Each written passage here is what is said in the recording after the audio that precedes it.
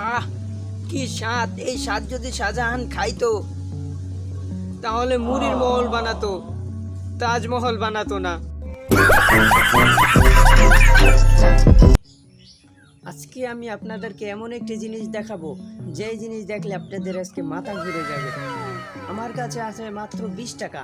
এই 20 টাকা দিয়ে আজকে আমি কি মজাদার কি খাবার খেতে যাচ্ছি, চলুন আমরা একবার দেখে আসি। আমি আপনাদেরকে দেখিয়েছি দোকান থেকে আমি মুড়ি কিনে এনেছি, কিন্তু 20 টাকা দিয়ে আমি আর বেশি কিছু কিনতে পারি নাই। এই কারণে 10 টাকা বেঁচে গেছে। তাই এই 10 টাকা দিয়ে কি করব সামনে আপনারা বলে দিবেন। এখন আমি আপনাদেরকে দেখাবো মুড়ি এবং চানাচুর। এই যে মুড়ি, Wow! এই যে মুড়ি, আর এই হয়েছে চানাচুর। Wow! এই চানাচুর এবং মুড়ি, এটা কিন্তু সাধারণ চানাচুর না, এটা হয়েছে রাজাদের পোলাও। আর এটা হয়েছে রাজাদের বিরিয়ানি।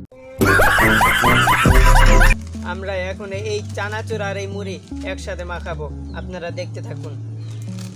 আমি এটাও ছিঁড়ে নিয়েছি, এখন আমি এটা একসাথে মাখাবো। এখন আমি খেয়ে দেখবো, তারপরে বলতেছি।